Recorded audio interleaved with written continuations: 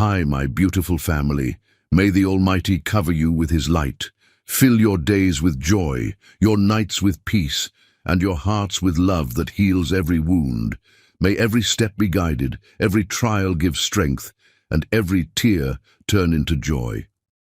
Amen. If you are here, comment present. If your heart feels this bond, comment, I am with Mr. Peter. Every story I share is not just words. It is my soul, my faith, and my sleepless labor, all for you. When you leave before the end, it hurts me deeply, as if my devotion is unseen. Please, stay until the last second. Every moment is for you. And to my new family, if doubt comes, ask those who've been here from the start. They know my truth, my loyalty, and the love I pour into every story. Your love keeps this family alive. Together we rise stronger, united in love and faith, forever blessed. Don't forget to like and subscribe. Every like and comment is a heartbeat that keeps this family alive. The sound of a baby's first cry should have brought Julian Hawthorne to his knees in gratitude, but instead it sent him walking toward the exit, his Italian leather shoes clicking against the hospital floor like a countdown to abandonment. Mr. Hawthorne, wait! The nurse, a middle-aged woman with kind eyes that had seen too many birthdays and too many deaths, chased after him down the sterile corridor of St. Mary's Hospital. Your wife needs you. There have been complications. Julian stopped but didn't turn around. His shoulders, broad and imposing in his $5,000 suit, remained rigid as marble. Is it a boy? The nurse's silence stretched between them like a taut wire. It's a beautiful, healthy girl, Mr. Hawthorne. She has your eyes. Those last 4 words would haunt Julian for the next 22 years, though he wouldn't know it yet. He reached into his wallet, pulled out a black credit card, and handed it to the nurse without looking at her. Make sure they have the best room. I have business to attend to. Sir, your wife is hemorrhaging. She needs to sign the papers my lawyer will bring tomorrow. Julian's voice was as cold as the December wind rattling the hospital windows. Tell her she has 48 hours to vacate the house. Inside room 307, Folisade Hawthorne lay in a pool of her own blood and tears, her body trembling not from the cold, but from the 18-hour labor that had nearly killed her. The baby girl in her arms was quiet now, unusual for a newborn, her dark eyes wide open and seeming to understand that she had been born into a world that had already rejected her. Folisade, you need a transfusion immediately, doctor. Carter said, his voice urgent but gentle. He had delivered hundreds of babies, but something about this scene, the missing father, the dying mother, the alert infant, made his hands shake as he prepared the consent forms. Where is your husband? We need his signature as next of kin. Folisade's sister, a Daisy, burst through the door just then, her nursing scrubs still damp with snow. She had driven 90 miles through a blizzard after getting her sister's desperate call. I'll sign whatever you need. I'm her family now. As the medical team rushed to save Folisade's life, Adaeze held her niece for the first time. The baby didn't cry, didn't fuss. She simply stared with those impossibly aware eyes, as if she was already calculating the cost of being born unwanted. What will you name her? Adaeze whispered to her sister, who was fading in and out of consciousness. Zola, Folisade managed, her voice barely audible. It means productive in Zulu. She will build something from these ashes. Across town, in a penthouse suite overlooking Central Park, Julian popped champagne with his pregnant mistress, Morgana. She was everything Folisade wasn't, blonde where Folisade was dark, calculating where Folisade was genuine, carrying a baby she swore was a boy where Folisade had failed to deliver the heir Julian demanded. To our son, Morgana purred, raising her crystal flute. To the future Hawthorne heir. Julian smiled, but it didn't reach his eyes. His mind wandered to his own father, the pharmaceutical titan who had built an empire on the backs of the desperate and sick. Sons carry legacies, his father had told him. Daughters carry other men's names. The next morning, while Folasade fought for her life in the ICU, Julian's lawyer, Bradley Stevenson, arrived with a stack of documents thick enough to build a wall, which, metaphorically, they would. Mrs. Hawthorne, Bradley began, uncomfortable with the sight of the woman hooked to multiple machines. Mr. Hawthorne has been more than generous. You'll receive $50,000 to relocate and establish yourself. Adaze snatched the papers before her sister could even attempt to reach for them. As a nurse, she had seen enough tragedy, but as a sister, she had never felt such rage. Generous. He's worth hundreds of millions, and he offers $50,000 to the woman who just gave him a child. A child he didn't want, Bradley said quietly, immediately regretting his honesty. Get out, Adaze said, her voice low and dangerous. Get out before I forget my Hippocratic oath. But Folasade, gathering strength from some deep reservoir of dignity, stopped her. I'll sign, she whispered, but I want one thing added to the agreement.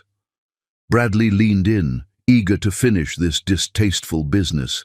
I want it in writing that he can never seek custody of Zola, ever, under any circumstances. That's unusual. Mr. Hawthorne has no interest in— Put it in writing, Folasade insisted, her Nigerian accent thickening with emotion.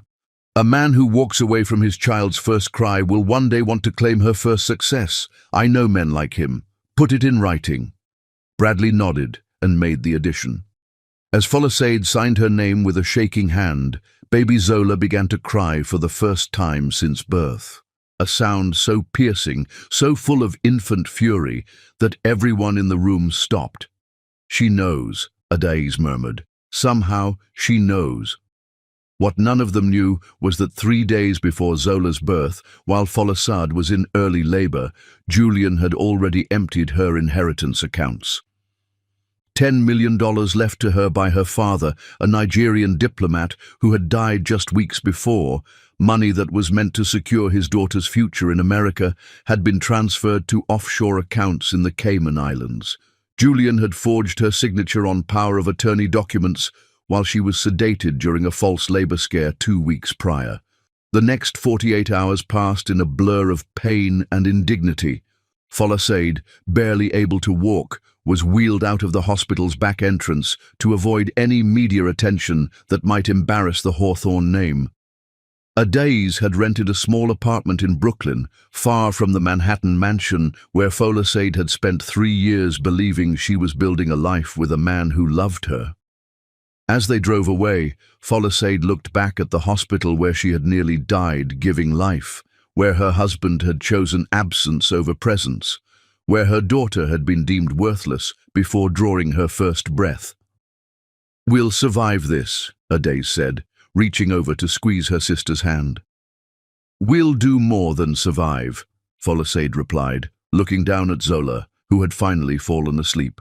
We'll thrive, and one day he'll understand what he threw away.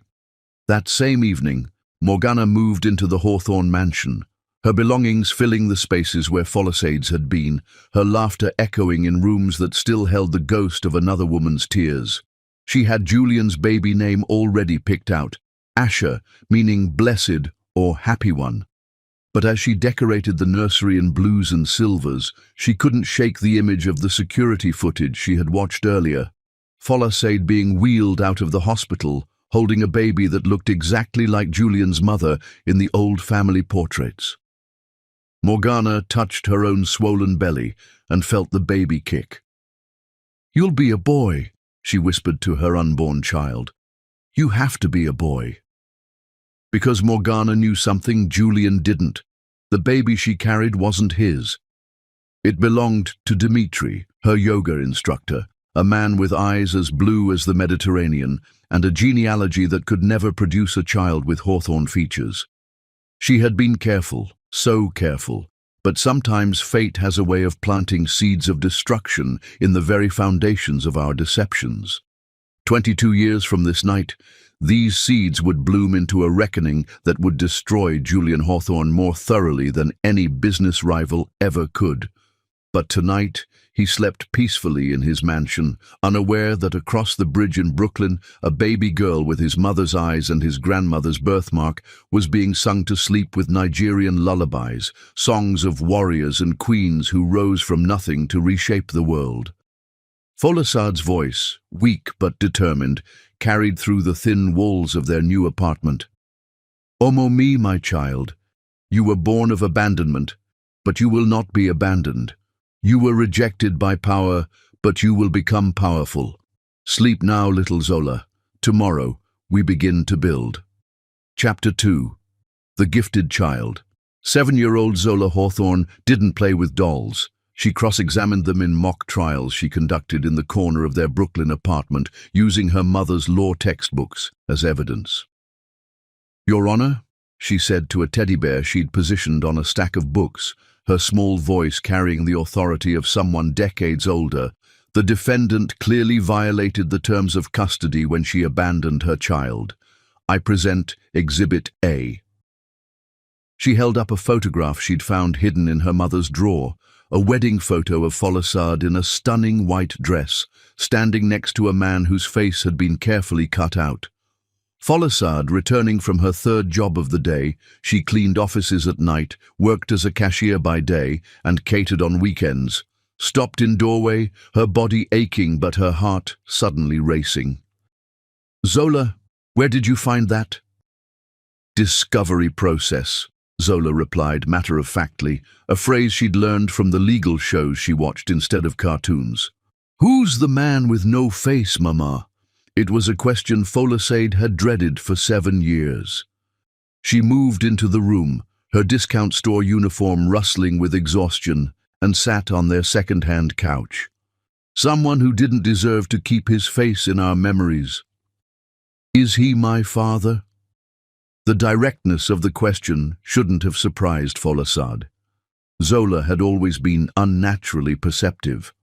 At 2, she had taught herself to read. At 4, she was doing multiplication.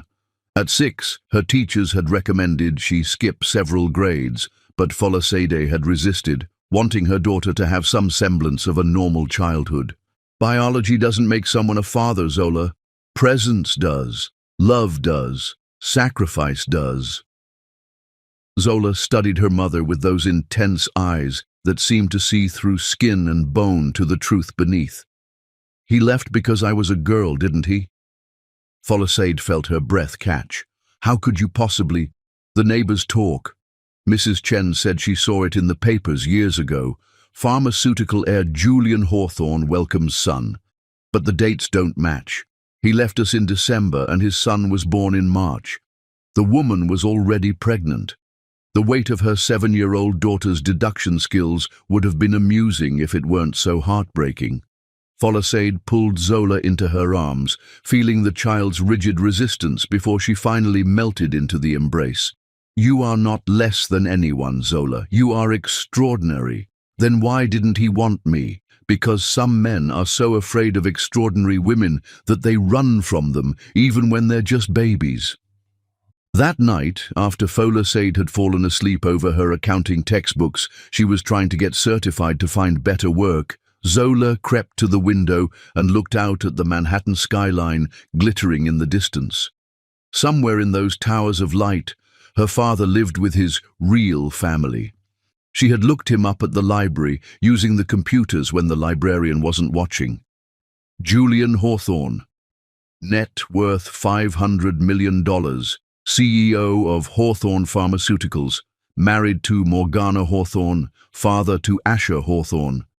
Asher, her replacement, the boy who got to carry the name she was denied. The next day at school, Zola's teacher, Ms. Patterson, announced a special visitor. "Class, we have Judge Theodore Brennan here to talk about the justice system." Judge Brennan was in his 60s with silver hair and kind eyes that had seen every variation of human cruelty and compassion from his bench. He had come to PS 158 as part of a community outreach program, expecting to give a simple talk about laws and courts. What he didn't expect was the small girl in the third row who raised her hand after every statement he made. "Judge Brennan, isn't it true that the statute of limitations can be extended in cases of deliberate concealment?" He blinked, surprised. Yes, that's correct. How did you... And in cases of financial fraud, if the crime is ongoing, doesn't each transaction constitute a new violation, essentially resetting the clock? The other second graders giggled, not understanding the words, but recognizing that Zola was being weird again. But Judge Brennan leaned forward, intrigued. "What's your name, young lady?" "Zola Hawthorne, Your Honor." Hawthorne. The name sparked something in his memory. "Stay after class, Miss Hawthorne. I'd like to speak with you." That afternoon, Judge Brennan watched in amazement as Zola explained her understanding of legal precedents she'd learned from reading her mother's old law textbooks. Books Folisade had kept from her own abandoned dreams of becoming a lawyer before marriage to Julian had derailed everything. "Your mother is a lawyer." "No, sir. She cleans offices. But she was supposed to be one. Before what?" Zola's face closed off, a skill learned too young. Before life happened. Judge Brennan made a decision that would change everything.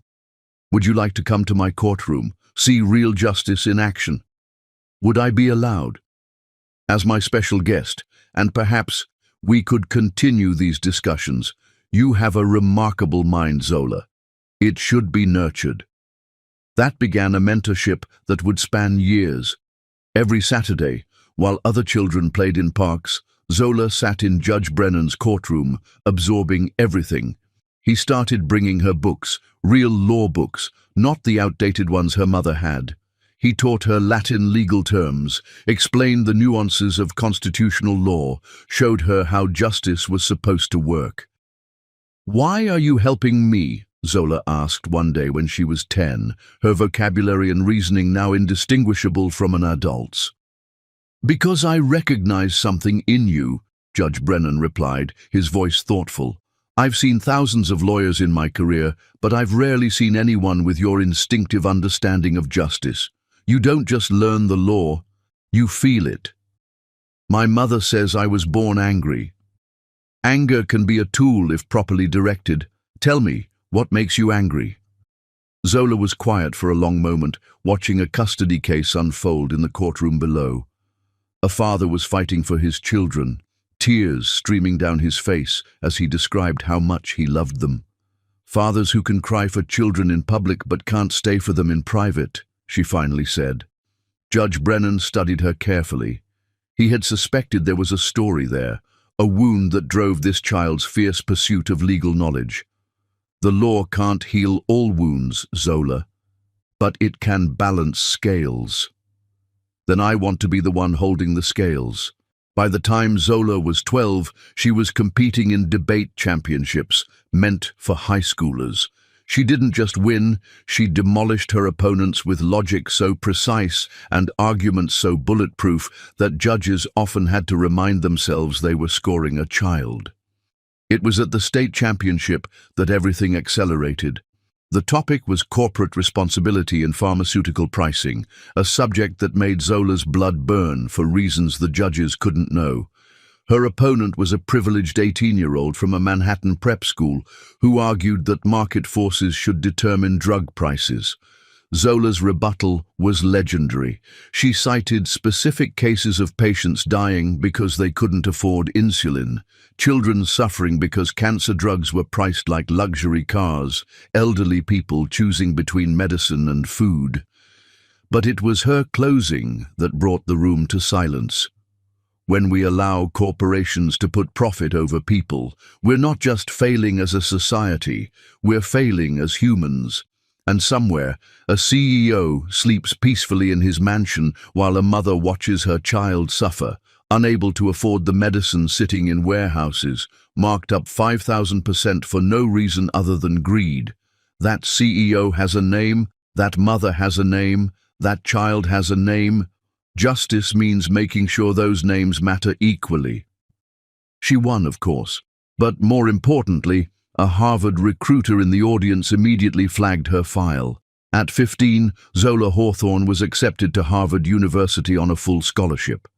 The night of her acceptance, Folasade wept for hours, not from sadness, but from a joy so profound it physically hurt. Her daughter, her baby girl, who had been deemed worthless before she could walk, was going to Harvard. "We need to celebrate," Ade said, having driven down from Boston where she now worked as a head nurse. "This is extraordinary." But Zola wasn't celebrating. She was at her computer, researching. She had found something in the Harvard alumni database, Julian Hawthorne, class of 1990. Her father's legacy would help open doors for other students, but not for her. She would kick down those doors herself. "Mama," she said, turning to Folasade, "did you know that Julian Hawthorne donates $1 million to Harvard every year?" Folasade's face went pale. "Zola, you cannot—" "I'm not going to contact him. I'm going to surpass him. And one day, when he realizes who I am, it will be too late for his regret to matter." As mother and daughter embraced in their small Brooklyn apartment, neither of them knew that across the city, Julian Hawthorne was reading a newspaper article about the youngest black woman ever admitted to Harvard. The photo was grainy, but something about the girl's eyes made him pause. He shook his head and turned the page, dismissing the moment of recognition. His son, Asher, was struggling at his expensive prep school, more interested in poetry than profit margins, more gentle than ambitious. Julian looked at his son's report card with disgust. Straight B's, no leadership positions, no killer instinct. "You're weak," he told Asher over dinner. "At your age, I was already planning my empire." Morgana, now showing the effects of 20 years of secret drinking and desperate Botox, laughed nervously. "He's artistic, Julian. That's valuable too.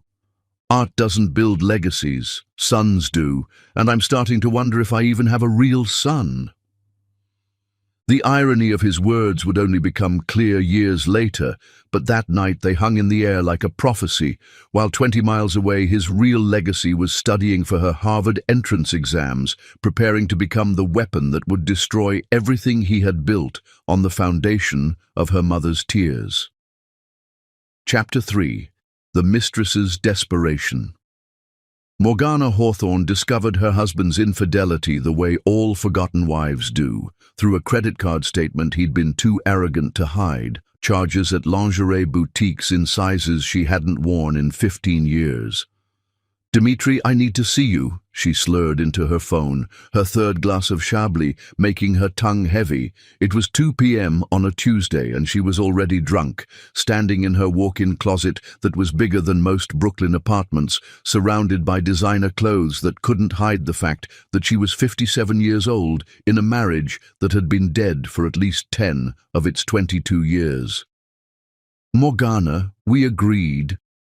Dimitri's voice, still accented after all these years in America, carried a weariness that matched her own.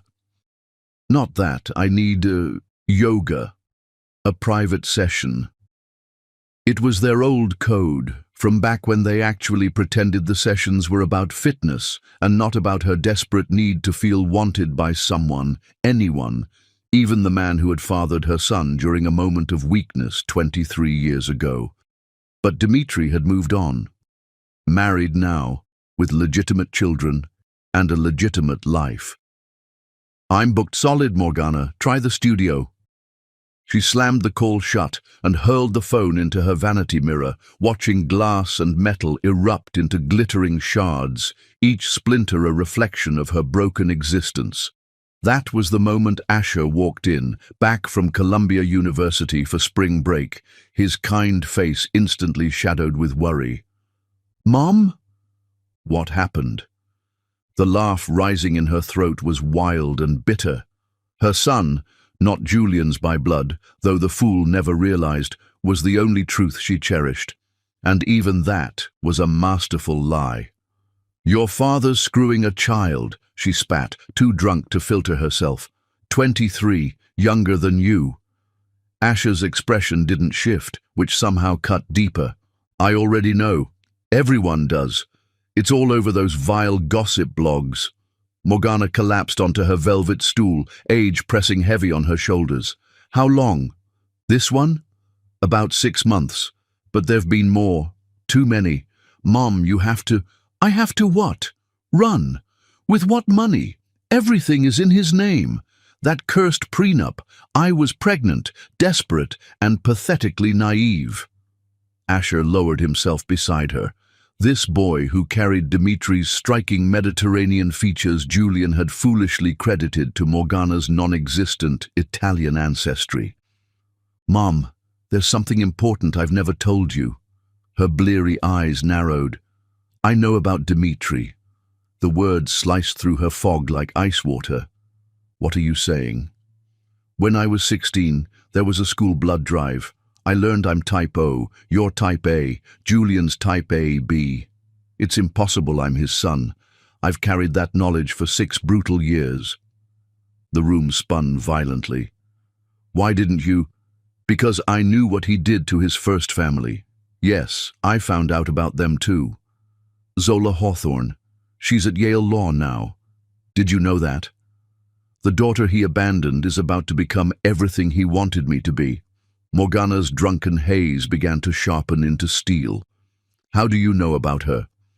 I hired a PI when I traced my real father. I needed to understand who Julian really was. His first wife, Folasade, wasn't some nobody he discarded. Her father was a powerful Nigerian diplomat with vast mineral rights.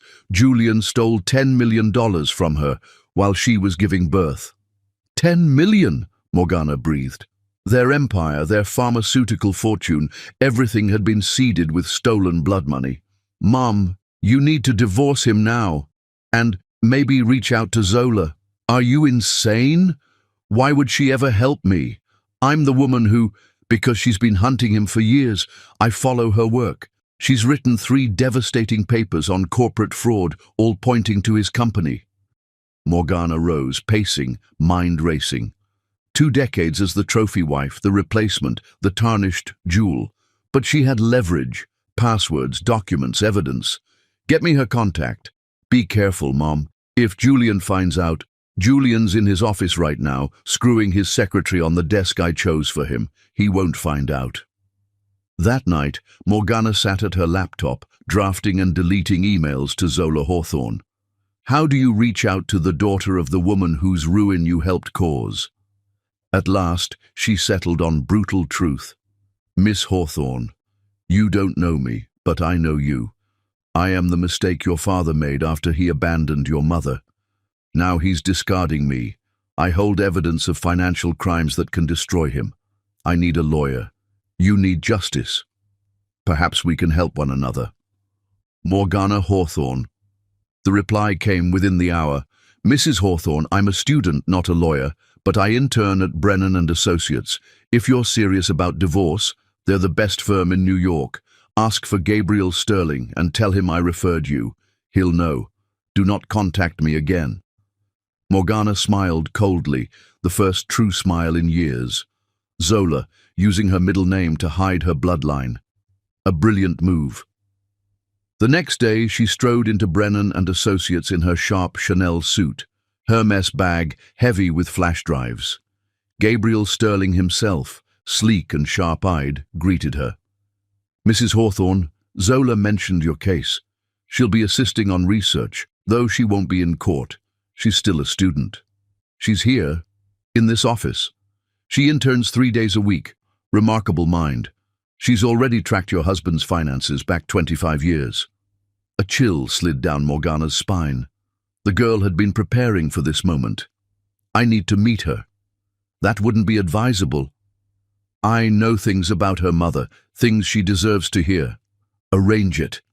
Gabriel studied her long and hard, then reached for his phone. ZM, could you come to conference room 3? The door opened 2 minutes later and Morgana's breath caught. The young woman who entered was stunning, Folisade's dark beauty mixed with Julian's sharp features, creating something altogether more powerful than either parent. But it was her eyes that were devastating, cold, calculating, with an intelligence that seemed to strip you bare. "Mrs. Hawthorne," Zola said, her voice neutral. "You look like him," Morgana blurted out, immediately regretting it. "I look like my mother," Zola corrected. "You wanted to tell me something?" Morgana pulled out a folder from her bag. "Your mother's inheritance. Julian didn't just steal it. He's been collecting interest on it for 22 years. These are the account numbers, the shell companies, everything." Zola took the folder, her fingers steady despite the magnitude of what she was holding. "Why are you helping me?" "Because for 22 years, I've been living in your mother's house, sleeping in her bed, raising my son in the nursery meant for you, and every day I've known I was living a life built on another woman's ruins.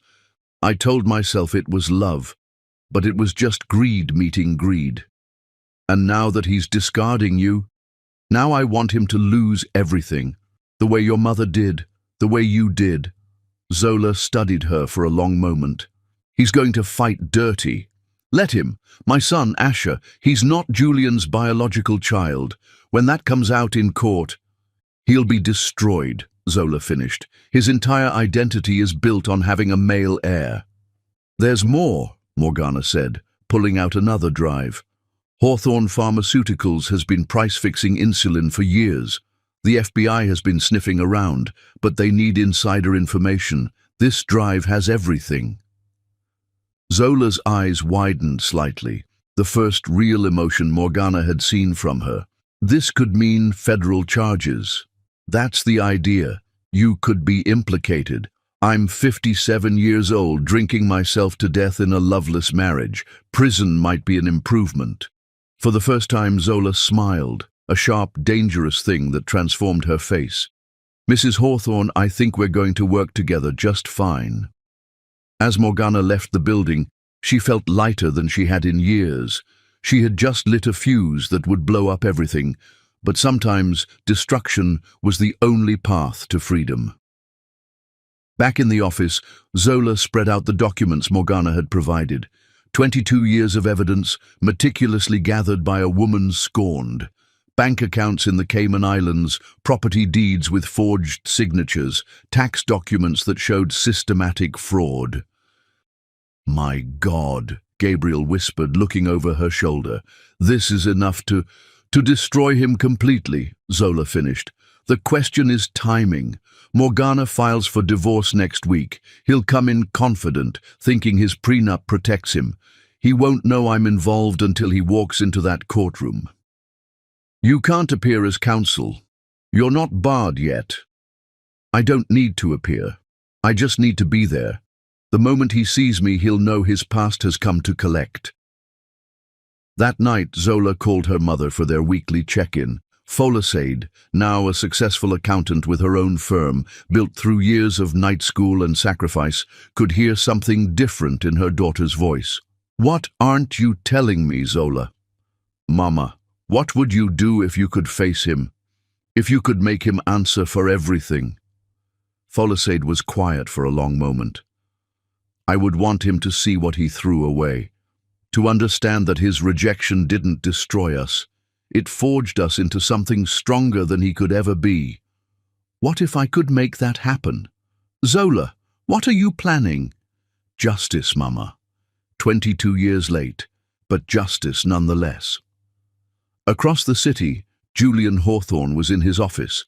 The 23-year-old model sprawled across his desk when his phone buzzed. A text from Morgana. "I want a divorce." He laughed, showing the girl the message. "My wife thinks she can divorce me. She signed a prenup that gives her nothing." But as he reached for his phone to call his lawyer, a strange feeling crept over him, a chill that had nothing to do with the air conditioning. Somewhere in the back of his mind, he heard a baby crying, saw a woman hemorrhaging on a hospital bed, felt the weight of papers being signed in blood and tears. He shook it off. The past was dead. He had made sure of that 22 years ago. He had no idea that the past had gone to Yale Law School, and it was coming for him with a briefcase full of evidence and a heart full of carefully cultivated rage. Chapter 4. The Hidden Architecture. Zola Hawthorne hadn't slept in 72 hours, and the law library at Yale had become her war room. Every surface covered with 22 years of financial forensics that told the story of an empire built on blood money.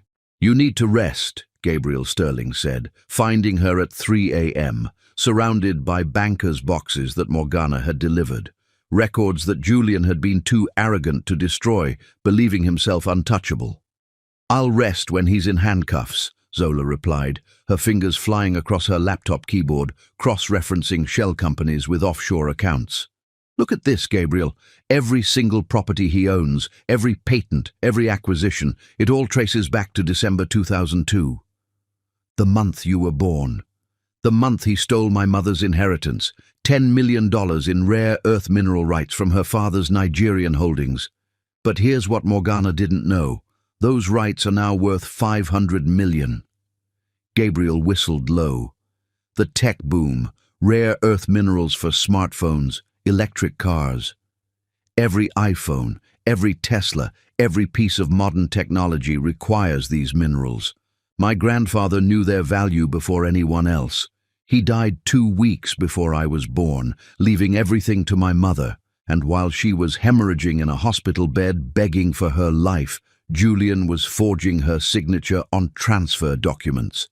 She pulled up a document on her screen, a power of attorney form dated December 15th, 2002. "Look at the signature. Now look at this, my mother's actual signature from her college documents." She overlaid them on the screen. Not even close. He didn't even try to make it convincing. He was that confident she'd never fight back. "The statute of limitations doesn't apply." Zola's smile was sharp enough to cut glass. "Financial fraud has a discovery rule. The clock doesn't start until the crime is discovered, but more importantly, he's been collecting profits from those mineral rights every single month for 22 years. Each payment is a new crime. The Nigerian government has been sending royalty checks to a shell company called Lagos Holdings, LLC. Guess who the sole owner is? Julian. And guess what Lagos was? Gabriel shook his head. My mother's birthplace. He named the company he used to steal from her after the city where she was born. The arrogance of it. She pulled up another screen, showing a complex web of transactions. But here's where it gets beautiful. Morgana, in her wine-soaked wanderings through Julian's home office, found something he definitely should have destroyed. The original mineral rights certificate. The actual document from the Nigerian government, with my grandfather's seal leaving everything to Folasade Adebayo, maiden name. That proves everything. It proves he knew about the inheritance, knew its value, and deliberately stole it. But wait, there's more. Zola's exhaustion was giving way to a manic energy that Gabriel recognized from his prosecutor days, the high of building an airtight case. Hawthorne Pharmaceuticals' first major patent, the one that launched the company into the Fortune 500, was filed in January 2003. The R&D costs, exactly $10 million. He used my mother's money to develop a diabetes drug that he now sells at a 5,000% markup to the very communities my mother came from. The FBI investigation Morgana mentioned, already underway. I've been feeding them information through my Yale clinic work for 2 years. They just didn't know the source of the original funding. Now they do. Gabriel sat down, overwhelmed by the scope of what his intern had uncovered. Zola, this is beyond divorce court. This is federal crime territory. That's the point.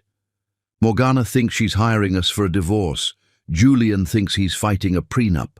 But what they're actually walking into is the complete dismantling of everything he's built. You've planned this for years, since I was 7 years old and found my parents' wedding photo with his face cut out. Did you know he sent my mother $50,000 in the divorce? $50,000 for a woman whose inheritance he had just stolen, like throwing coins at a beggar after robbing their house. Her phone buzzed. A message from Asher. "Mum's drinking again. Dad knows about the divorce filing. He's hired Cromwell and Associates." Zola laughed. "Perfect. Thomas Cromwell. I destroyed him in moot court last year. He's still bitter about losing to a student. They have unlimited resources, Zola. We need to be prepared for... For what? For them to investigate me? Let them. I've been ZM professionally since I started interning. My mother legally changed our last name to her maiden name, Adebayo, when I was 10. The only place I'm still Zola Hawthorne is on my birth certificate, which is sealed. They won't know who I am until I walk into that courtroom." She turned back to her computer, pulling up more files. "But just in case they try to play dirty, I have insurance. Every mistress Julian has had for the past decade, I have their contact information. Every bribe he's paid to FDA officials, I have the receipts. Every time he's cheated on his taxes, I have the forms. How did you... Judge Brennan taught me that justice isn't just about being right. It's about being prepared. For 15 years, he's been teaching me how to build cases. But my mother taught me something else. Patience.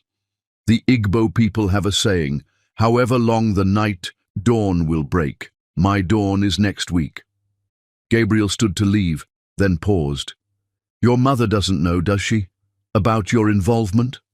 She knows I'm working on a big case. She doesn't know it's this. I want to protect her from any blowback until it's over. And after?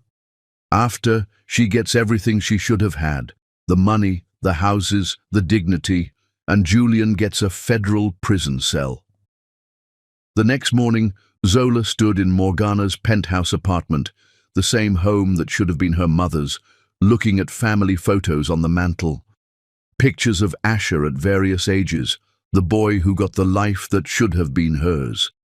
She felt no anger toward him. He was as much a victim as she was. "Strange, isn't it?" Morgana said, entering with coffee. "You should have grown up here." "No," Zola replied. "I grew up exactly where I needed to. This place would have made me soft. Brooklyn made me sharp." Morgana studied her, this young woman who carried herself like a queen despite being raised in exile. "He has no idea what's coming, does he? He knows you're divorcing him. He knows you have a lawyer. What he doesn't know is that every document you've provided, every piece of evidence, has been building a federal case for 2 years. What he doesn't know is that the FBI raid is already scheduled. They're just waiting for the divorce hearing to establish probable cause publicly." "When?" "Tuesday, 9 a.m., courtroom 7, Judge Patricia Williams presiding." "Williams? She hates him. He tried to bribe her once." "I know." Zola's smile was cold. "I clerked for her last summer. She's been waiting for a chance to see him burn. And she knows who you are? She knows I'm ZM, a brilliant intern with a particular interest in financial fraud. She doesn't know I'm his daughter. That revelation is reserved for Julian alone." Morgana poured herself wine despite it being 10 a.m. "What do you need from me? Just show up. Look beautiful, look wronged. And when Julian sees me, don't react. Let him process it alone." "What about Asher?" "He'll testify via video link. He's in California for the week, conveniently establishing alibi for when the FBI raids happen. He doesn't need to be connected to this." Morgana nodded, then asked the question she'd been holding back. "Do you hate me?" Zola considered this. "You were 23, pregnant, and he was powerful. You took an opportunity. I don't hate you for surviving. I hate him for creating a situation where women had to choose between dignity and survival." "Your mother, is she happy?" "She's successful. She built an accounting firm that specifically helps women recover hidden assets in divorces.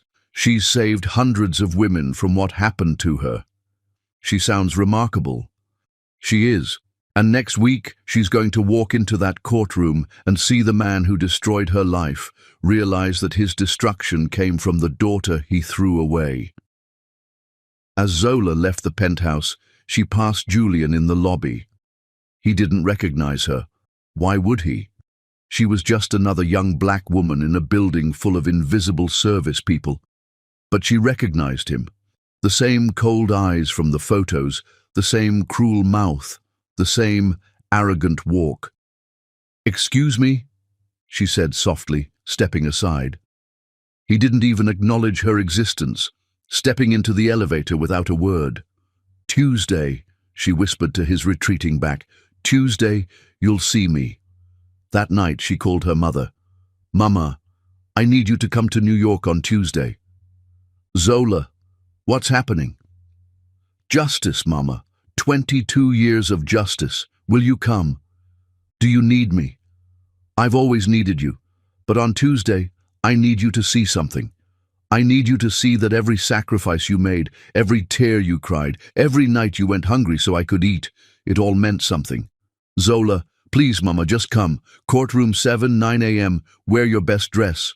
Folasade was quiet for a moment. "The blue one? From my promotion celebration?" "Perfect. You'll be perfect." As Zola hung up, she looked at the wall of evidence she'd built. 22 years of crimes, meticulously documented. In less than a week, Julian Hawthorne would walk into a courtroom thinking he was fighting for his money. He'd actually be fighting for his freedom, and he'd already lost. Chapter 5. The Courtroom Lightning. Julian Hawthorne entered courtroom 7 at 8:55 a.m. wearing a $10,000 Armani suit, flanked by 5 lawyers from Cromwell and Associates, their combined hourly rate enough to feed a small village for a year. "Gentlemen," he said to his legal team, his voice carrying the casual arrogance of a man who'd never lost anything that mattered. "This should take 30 minutes. Morgana signed a prenup. She gets the standard payout. $2 million, not a penny more." Thomas Cromwell, lead counsel, nodded obsequiously. "The prenuptial agreement is airtight, Mr. Hawthorne. Your wife's counsel, Gabriel Sterling, is good, but he can't void a contract that explicit." Julian's eyes swept the courtroom, landing on Morgana, who sat at the plaintiff's table wearing the diamond necklace he'd given her for their 10th anniversary, the same anniversary he'd spent in bed with his mistress. She looked older, harder, like expensive leather left too long in the sun. "Pathetic," he muttered, then froze. At the plaintiff's table, partially hidden behind Gabriel Sterling, sat a young woman with her head down, reviewing documents. Something about the way she held her pen, the set of her shoulders. "All rise for the Honorable Judge Patricia Williams," the bailiff announced. Judge Williams entered, her eyes immediately finding Julian with barely concealed contempt. He'd tried to bribe her once, 8 years ago, to overlook a patent violation. She'd reported him to the bar, but nothing had stuck. Men like Julian never stuck to anything except money. "Be seated," Judge Williams said. "This is the matter of Hawthorne versus Hawthorne, divorce proceedings with contested assets. Mr. Sterling, is your client ready to proceed?" Gabriel stood.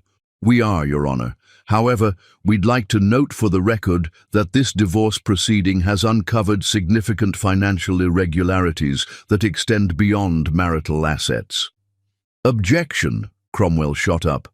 "This is a divorce hearing, not a financial investigation." "Overruled," Judge Williams said smoothly.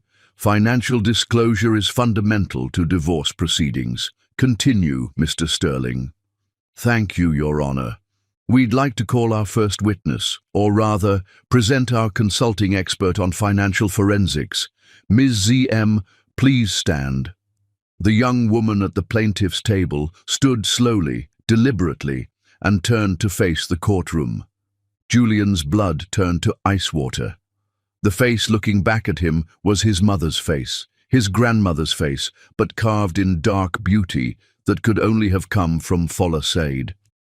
The eyes were his eyes, cold and calculating, but filled with something he'd never possessed. Righteous fury. Morgana leaned over to whisper, loud enough for him to hear, Meet Zola Marie Hawthorne. Though I believe she goes by Adebayo now, your daughter, the one you left bleeding on a hospital floor." Julian's lawyer grabbed his arm as he started to rise. "Sir, what's happening?" But Julian couldn't speak. His throat had closed, his chest tight with a panic he hadn't felt since the day his father had discovered his first embezzlement at age 16. "Your Honor," Gabriel continued, "Ms. ZM has been consulting on this case due to her expertise in financial fraud, particularly in pharmaceutical companies. She's published extensively on the subject at Yale Law School."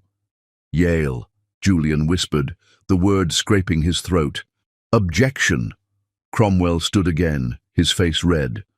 "This is clearly a conflict of interest. If this woman is who Mrs. Hawthorne claims, I'm exactly who she claims." Zola spoke for the first time, her voice carrying across the courtroom like a blade. "I'm the daughter Julian Hawthorne abandoned 22 years ago. I'm also the lead researcher who uncovered evidence that Mr. Hawthorne built his pharmaceutical empire on stolen funds." "Your Honor, this is ambush tactics." "This is discovery, Mr. Cromwell," Judge Williams interrupted. "Rather interesting discovery. Ms. Adebayo, is it? You're not serving as counsel, correct?" "No, Your Honor. I'm not yet barred. I'm simply presenting financial evidence as a consultant. Mr. Sterling remains counsel of record." "Then I see no conflict. Proceed." Zola turned to the projection screen, clicking a remote. A document appeared, the original mineral rights certificate from the Nigerian government. This document, authenticated by the Nigerian embassy, shows that my grandfather, Ambassador Adebayo, left mineral rights worth $10 million to his daughter, Folasade Adebayo Hawthorne, in November 2002. These rights are now valued at $500 million. Julian found his voice. "That's a lie? Is it?" Zola clicked again. A forged power of attorney appeared. "This is the document you used to transfer those rights to yourself, Mr. Hawthorne. Would you like to explain how my mother signed this while she was unconscious from hemorrhaging, fighting for her life after giving birth to me?" The courtroom was silent, except for the scratch of the court reporter's keys. "Your Honor," Zola continued, "I have here sworn affidavits from the medical team who treated my mother that day. Dr. James Carter, Nurse Patricia Wong, and anesthesiologist Dr. Sarah Mitchell, all confirming that Folasade Hawthorne was either unconscious or heavily sedated on December 15, 2002, when this signature allegedly occurred."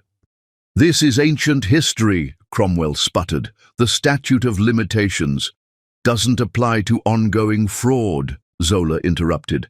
"Every month for 22 years, Mr. Hawthorne has collected royalty checks from these mineral rights through a shell company called Lagos Holdings, LLC.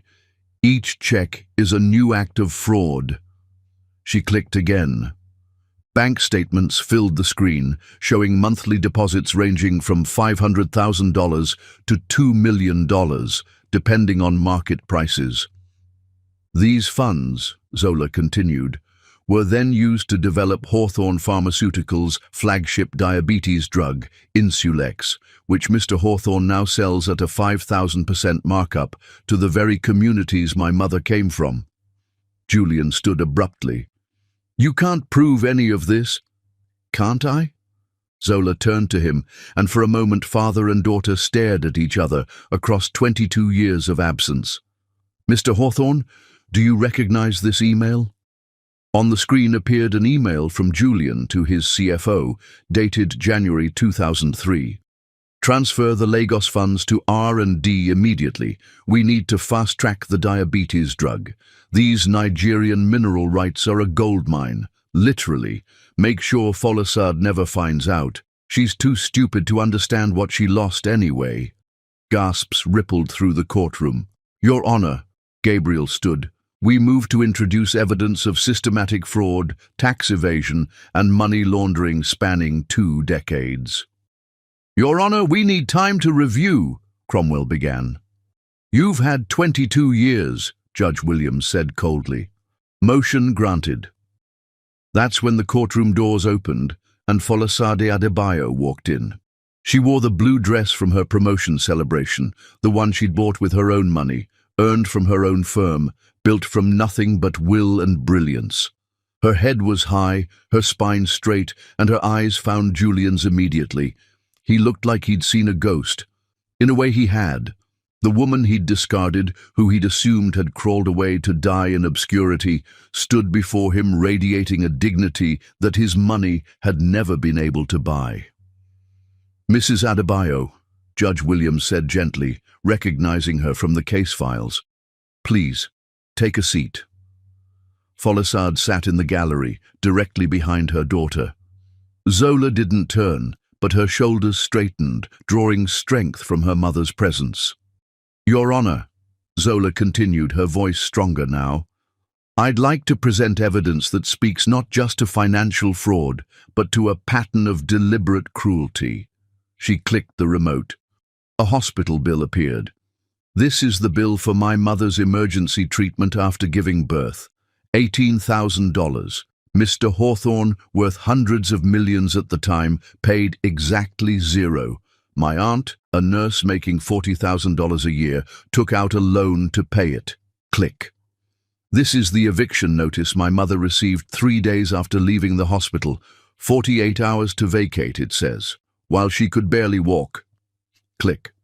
"This is the custody agreement Mr. Hawthorne insisted on, permanently relinquishing all parental rights to me.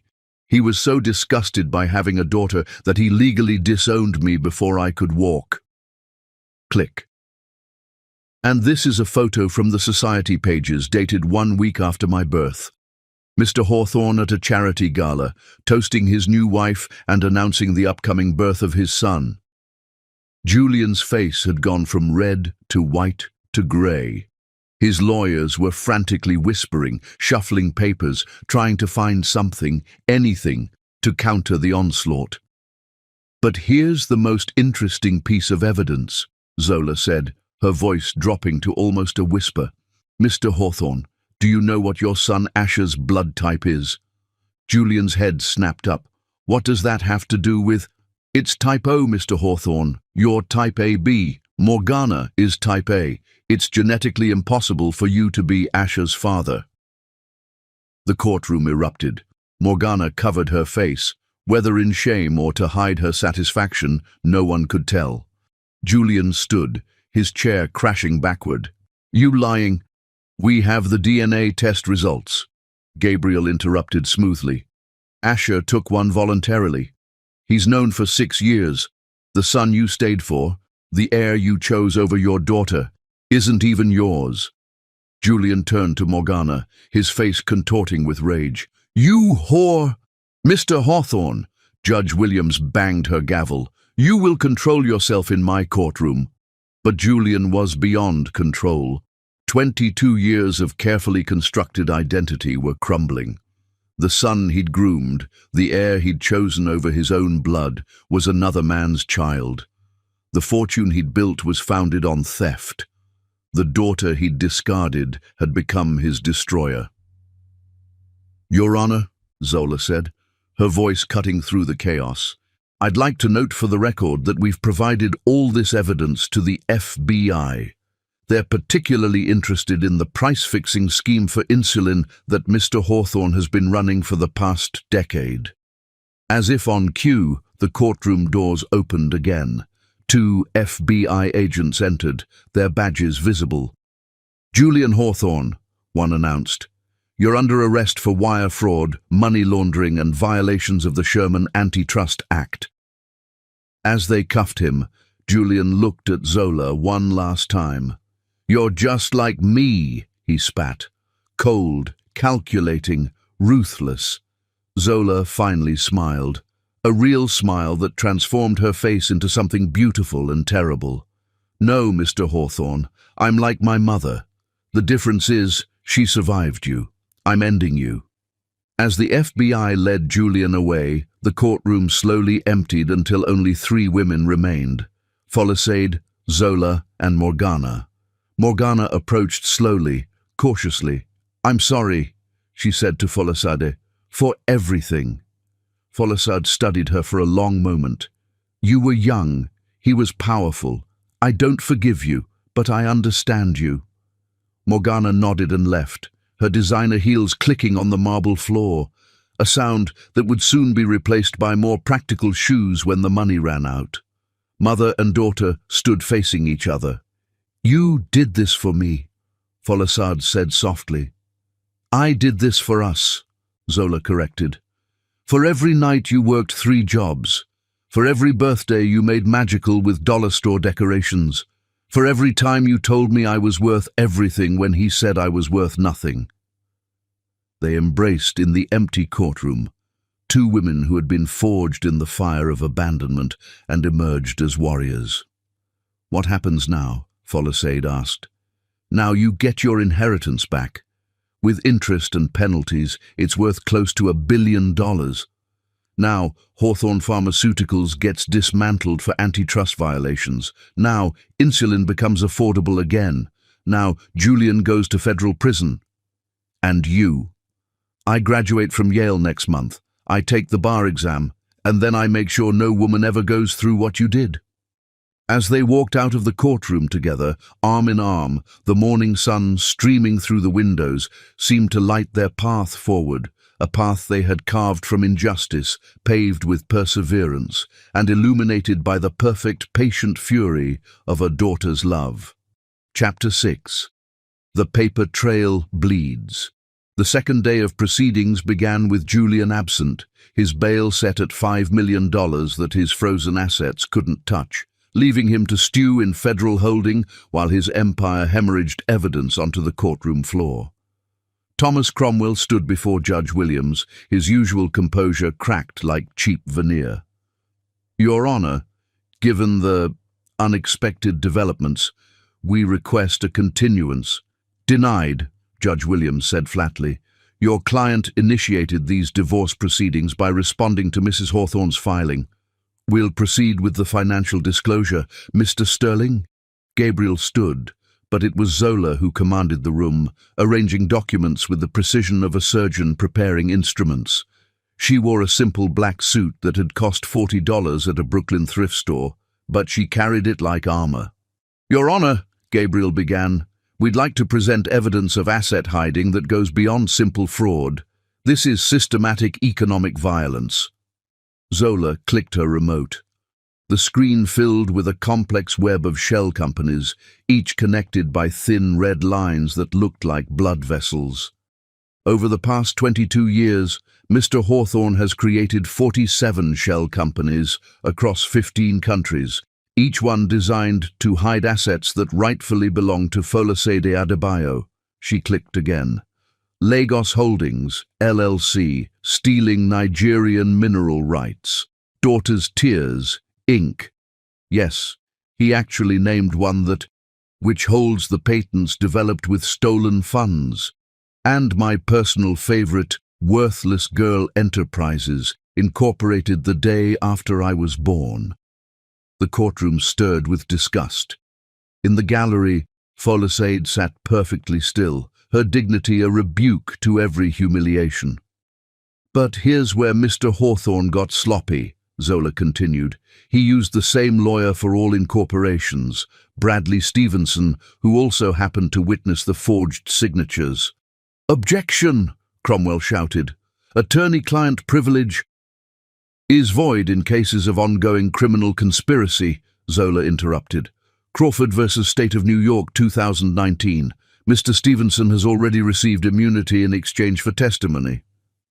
The door opened, and Bradley Stevenson entered, looking like a man walking to his own execution. He'd aged badly in 22 years, his conscience finally catching up with his face. "Mr. Stevenson," Gabriel addressed him after he was sworn in, "do you recognize this document?" Bradley's hands shook as he took the power of attorney form. "Yes." "Did Folasade Hawthorne sign this?" "No." "Who did?" Bradley's voice was barely a whisper. "Julian. He signed it himself. Said she was too sedated to understand what she was losing anyway. Said black women didn't know how to handle money. The gallery erupted. Judge Williams had to bang her gavel repeatedly to restore order. Mr. Stevenson, Zola took over the questioning, though technically she shouldn't have, but no one stopped her. How many documents did you watch Mr. Hawthorne forge? 17, maybe more. He had a stamp made of her signature. Zola produced a rubber stamp from evidence. This stamp? Yes. Found in Mr. Hawthorne's home safe, which Mrs. Morgana Hawthorne provided access to, Zola explained to the court. She turned back to Bradley. Tell us about the insurance policies. Bradley went even paler. He took out life insurance policies on both Folisade and the baby, $1 million each. He was hoping they'd die from complications. When they survived, he was furious. Folisade made a sound, not quite a gasp, not quite a sob. Zola's hand clenched around her remote, the only sign of her rage. Your Honor, Gabriel said, we'd like to introduce evidence of attempted murder for insurance fraud. That's a separate criminal matter, Judge Williams said, though her disgust was evident. But noted for the record, continue with the financial disclosures. Zola clicked to a new slide. Let's talk about where the money went. Hawthorne Pharmaceuticals, founded January 2003, with exactly $10 million in startup capital. By 2005, it was worth $50 million. By 2010, $500 million. Current valuation, $2 billion. She turned to face the courtroom. Every penny of that empire was built on money stolen from my mother while she bled on a hospital bed. But that's not the worst part. New slide. Photographs of people, elderly, sick, desperate. These are victims of Hawthorne Pharmaceuticals' price-fixing scheme. Insulin that costs $2 to produce, sold for $800 a vial. This is Margaret Chen, age 67, who died rationing her insulin because she couldn't afford it. This is Deshaun Williams, age 12, who went into diabetic coma when his family had to choose between rent and medicine. This is... Objection, Cromwell stood. Relevance? Mr. Hawthorne's wealth is directly relevant to the divorce settlement, Judge Williams said. Continue, Ms. Adebayo. This is Maria Santos, Zola continued, her voice steady despite the tears she was fighting. Age 34, mother of 3, who died last month because she couldn't afford insulin. She was from Lagos, Nigeria, the same city Mr. Hawthorne named his theft after. She let that sink in before continuing. The FBI has connected 17 deaths directly to Hawthorne's price-fixing. 17 people who died so he could afford another yacht, another mistress, another temple to his ego. Your Honor, a new voice spoke from the gallery. Everyone turned to see Asher Hawthorne, or rather Asher Demetriou, as he'd legally changed his name, standing in full military dress uniform. I'd like to testify, he said. Judge Williams looked surprised. Mr. Sterling. We'd like to call Asher Demetriou to the stand, Gabriel said quickly. Asher took the oath, his Mediterranean features, so clearly not Julian's, obvious to everyone now. He looked at Morgana with sadness, at Zola with respect, and at the empty defendant's chair with contempt. Mr. Demetriou, Gabriel began, you were raised as Julian Hawthorne's son. I was raised as his project, Asher corrected. From the time I could walk, I was groomed to be his heir. Except I was never good enough, not ruthless enough, not cruel enough.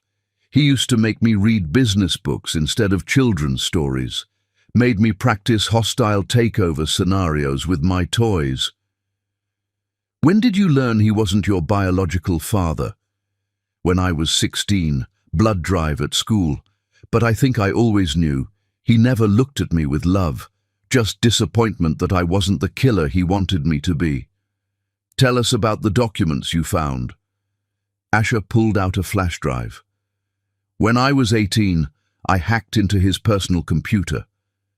I found everything, the theft, the fraud, the affairs. But also this, emails where he discussed his plan to divorce my mother once I turned 21 and inherited my trust fund from my grandfather. He was going to take that too. Morgana gasped from the plaintiff's table. There's more, Asher continued. He has a son, a biological son, with his secretary from 10 years ago. He's been paying her off, hiding the kid in New Jersey. The boy's name is Julian Jr. He's 10 years old. The courtroom exploded again. Even Zola looked shocked. This was news to her. So he got his son after all, Asher said bitterly. Another child he abandoned, just hidden better. Your Honor, Zola stood recovering quickly. We moved to add Julian Jr. as an interested party in the asset distribution. That child deserves support. His father will never provide from prison. So moved, Judge Williams agreed. Mr. Demetriou, Gabriel continued, is there anything else you'd like to tell the court? Asher looked directly at Zola. Just that I'm sorry for living the life that should have been yours, for benefiting from your mother's pain. I'm so sorry. Zola's professional mask slipped for just a moment, revealing something raw underneath. You were a child. Children don't apologize for their parents' crimes. But I'm not a child anymore, Asher replied, which is why I'm donating my entire trust fund, $30 million, to the Folosaide Adebayo Foundation for Single Mothers. Folosaide stood abruptly, her hand over her heart. Young man, you don't have to. Yes, I do, Asher said firmly. It's the only clean money I have. Everything else is tainted with theft. As Asher left the stand, he stopped at Folosaide's seat and did something unexpected. He knelt, taking her hands in his. You're the mother I wish I'd had, he whispered, loud enough for the court to hear. Strong enough to survive him. Brave enough to thrive without him. Your daughter is extraordinary because you are extraordinary. Folosaide pulled him into an embrace, this boy who had lived her daughter's stolen life, and whispered something in Igbo that only Zola understood. You are forgiven, child. Go in peace. Your Honor, Gabriel said as Asher left, we have one more piece of evidence to present. Zola clicked her remote one final time. A video appeared, security footage from a hospital, dated December 15th, 2002. This is from St. Mary's Hospital the day I was born, Zola explained. Watch the timestamp, 3:47 p.m. On the grainy footage, a younger Julian could be seen in the hospital parking lot, on his phone. The audio was unclear, but his gestures were animated, angry. Now watch this, Zola said. Same timestamp, different camera. The screen split. On the other side, Folosaide was being rushed into emergency surgery, hemorrhaging, medical staff working frantically to save her life. At the exact moment my mother was dying, Zola said, her voice finally cracking with emotion. Julian Hawthorne was on the phone with his broker, transferring her money. We have the phone records. We have the transaction logs. While she bled, he stole. While she begged for her life, he counted his profit.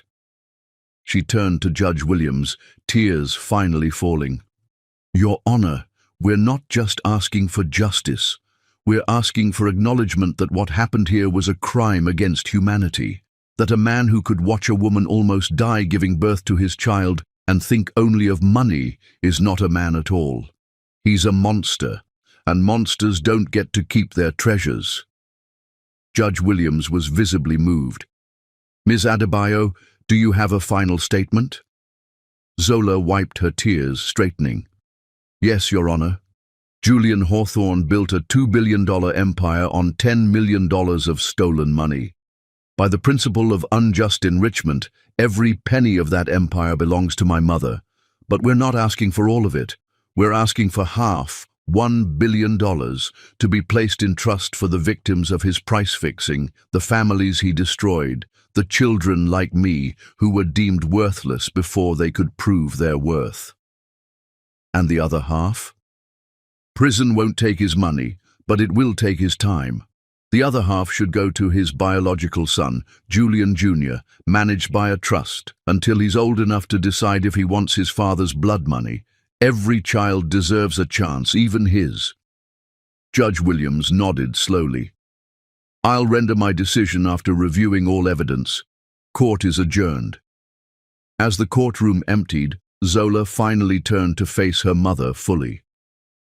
You watched it all, Folasade said softly. The video? You watched me almost die? I watched you survive, Zola corrected. I watched you fight. I watched you refuse to let go, even when he had already let go. That's not weakness, Mama. That's the strength I inherited, the strength that brought us here. They stood together in the emptying courtroom, mother and daughter, survivor and avenger, the abandoned and the architect of justice. It's not over, Folasade said. No, Zola agreed, looking at the evidence still displayed on the screen. 22 years of crime documented in cold precision. But his part in our story is, everything else we write ourselves. Chapter 7. The Son's Revelation. Asher Dimitriou stood at the window of his California apartment at 5 a.m., watching the sunrise paint the Pacific Ocean gold, his phone pressed to his ear as he prepared to detonate the final bomb in Julian Hawthorne's life. Are you ready? Zola's voice came through clear despite the distance, the 3-hour time difference, meaning she'd been up all night preparing. I've been ready for 6 years, Asher replied, his hand steady despite the magnitude of what he was about to do. Since the moment I found out my entire life was a lie. 3,000 miles away, in a federal holding cell, Julian Hawthorne sat on a metal bench, his $10,000 suit replaced with orange cotton, his hands that had signed million-dollar deals now cuffed in chains. The guards had given him one phone call, which he'd used to scream at Cromwell about appeals.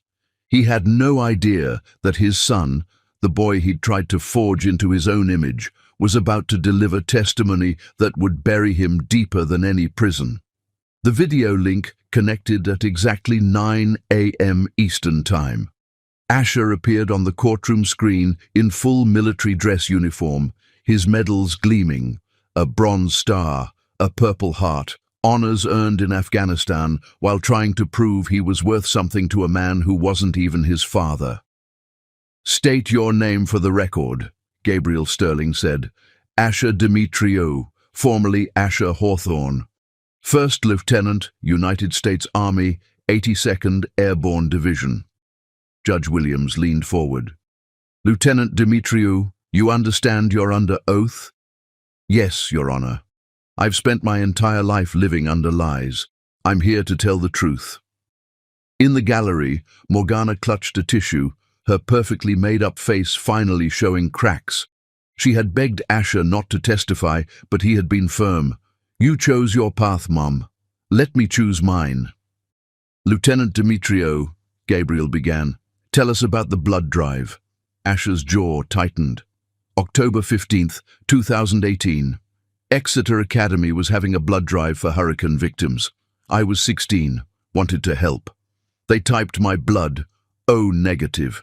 Universal donor, they said, rare and valuable. He paused, his eyes finding his mother through the screen. That night at dinner, Julian, I can't call him father anymore, was bragging about his rare blood type. A B positive, he said. The universal receiver. I can take from anyone, he said, but give to almost no one. Perfect for a CEO. He laughed. Mom laughed. I didn't understand why my stomach turned until I got to biology class the next week. What did you learn? That it was genetically impossible for an AB positive father and an A positive mother to have an O negative child.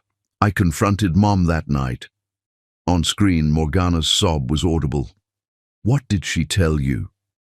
The truth, finally, that my biological father was her yoga instructor, Dimitri Castellanos, that she'd been pregnant when she met Julian, but he was so desperate for a son, she let him believe I was his.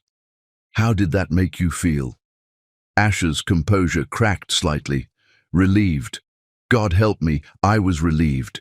It explained why he never loved me, why nothing I did was ever good enough.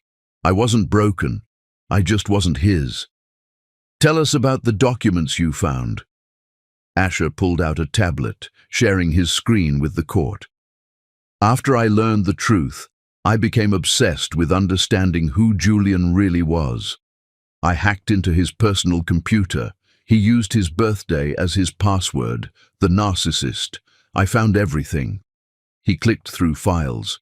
Emails to his mistresses, 12 of them over 22 years. Financial records showing the theft from Folisade. But this is what made me realize he's not just cruel, he's evil. A document appeared on screen. This is a medical record from a private investigator. Julian had Folisade followed for 3 years after the divorce. He wanted to know if she was struggling, if she was suffering. There are photos of her working 3 jobs, notes about which food bank she visited, documentation of every humiliation. The courtroom was dead silent. He has a scrapbook, Asher continued, his voice thick with disgust. Photos of Folisade working as a cleaner, photos of young Zola in hand-me-down clothes. He kept them in his office safe, would look at them when he was angry, called it his victory album. Folisade made a sound from the gallery, not quite a gasp, more like the air being punched from her lungs. Zola's hand found her mother's, squeezing tight. There's more, Asher said. The biological son in New Jersey, Julian Jr. He visits him once a month, takes him to baseball games, teaches him about business, all the things he never did with me. But here's the sick part. He makes the boy call him Mr. Hawthorne. Won't let him use Dad. He wants a son, but can't even give that much of himself. Lieutenant Dimitriou, Judge Williams interrupted. Do you have documentation of this? Everything, Your Honor. Credit card receipts, photos, even recordings. Julian recorded himself giving the boy business lessons. Listen to this. An audio file played. Julian's voice, cold and instructional. Remember, Julian Jr., people are assets or liabilities. Your mother is a liability I have to manage. You're an asset I'm developing. Never confuse the two. The boy's voice, small and uncertain.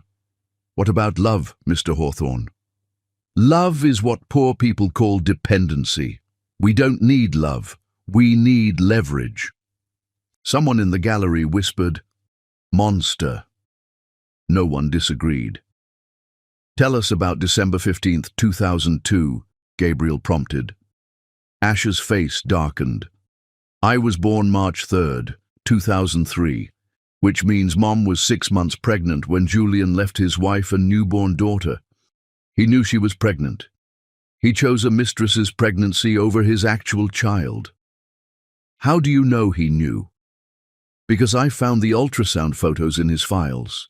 Dated November 2002, my ultrasound, with a note in his handwriting, finally a son. He left Folisade because she gave him a daughter, but the sick joke is, the son he chose wasn't even his. Lieutenant, is there anything else you want the court to know? Asher looked directly into the camera, as if he could see through it to the federal holding cell where Julian sat. Yes, Julian Hawthorne didn't just steal money. He stole lives. He stole my mother's youth, using her as a trophy while loving nothing but himself. He stole Folisade's future, condemning her to poverty while he lived in luxury. He stole Zola's birthright, denying her a father because she was born female. He stole my identity, raising me as an heir to an empire built on blood. He paused, his military bearing evident in his straight spine, his steady voice. But here's what he didn't count on. Survivors survive.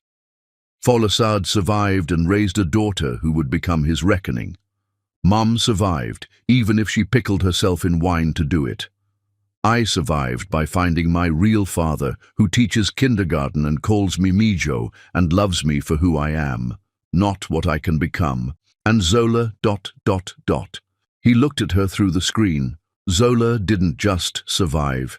She became everything Julian wanted in a child: brilliant, ruthless when necessary, strategic, powerful. The universe has a sense of irony, giving him the perfect heir in the body of the daughter he threw away.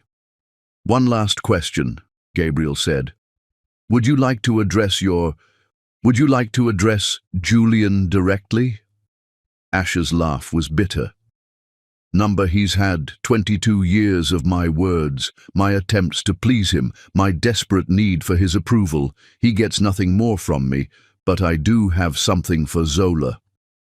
He reached into his jacket, pulling out a small box. "Zola, this was Julian's grandmother's ring, the one he was supposed to give to his first daughter. He kept it in his safe, said no one was worthy of it. I took it the night I left for basic training. It belongs to you. It always belonged to you." Even through the video screen, the ring was stunning. An Art Deco piece with a rare blue diamond surrounded by smaller white stones. "It's worth about $2 million, Asher added, but its real value is that it represents 4 generations of Hawthorne women who built the foundation Julian stands on. His grandmother was a chemist who developed the first patents. His mother grew the company while his father drank. Women built the empire he claims as his own masculine triumph." "Objection," Cromwell said weakly. "That ring is marital property." "The ring predates the marriage by 40 years, Zola said quietly. "It's family property, and I'm family, whether Julian likes it or not." Judge Williams nodded. "The ring will be transferred to Ms. Adebayo. Continue, Lieutenant." "I'm done," Asher said. "Except for this. I'm gay. Have been my whole life. Julian suspected, I think, which is why he pushed so hard to make me date girls, to produce heirs. But I'm done hiding. My partner David is here with me. We're getting married next month. And if we have children through adoption or surrogacy, they'll never know Julian Hawthorne's name." The screen went dark for a moment. Then Asher reappeared with a young man beside him. Handsome, kind-faced, his hand on Asher's shoulder in quiet support. "This is David," Asher said simply. "The first person who ever loved me for exactly who I am." "Thank you for your testimony, Lieutenant," Judge Williams said, her voice gentle. "And congratulations on your engagement." As the video link ended, the courtroom sat in stunned silence. The full scope of Julian's cruelty had been laid bare.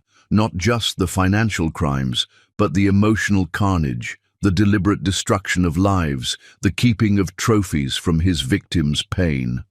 "Your Honor," Gabriel stood, "the prosecution rests." "Does the defense have any response?" Cromwell stood slowly, looking defeated. "Your Honor, given the testimony and evidence presented, Mr. Hawthorne has authorized me to propose a settlement." "From his jail cell?" Judge Williams's voice was arctic.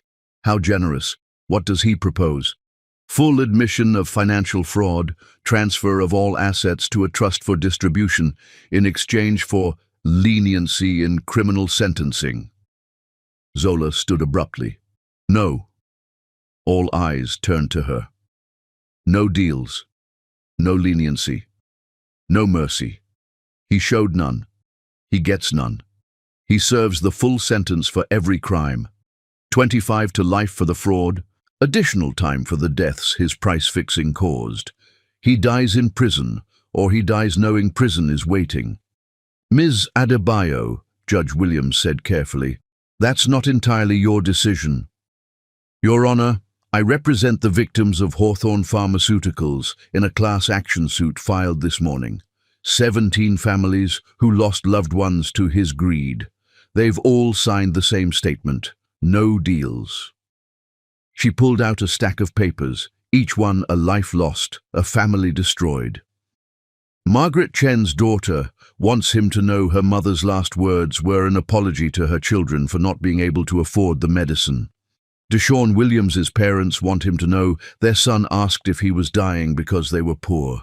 Maria Santos's children want him to know they asked if Mommy went to heaven because Daddy couldn't make enough money." Her voice never wavered, but tears streamed down her face. "So no, Mr. Cromwell, no deals. He owns what he did. All of it.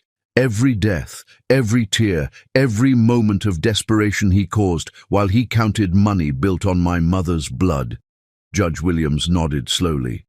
Mr. Cromwell, please inform your client that this court recommends the maximum sentence for all charges. Furthermore, all assets of Hawthorne Pharmaceuticals and personal holdings of Julian Hawthorne are hereby frozen pending final distribution determination. Your Honor.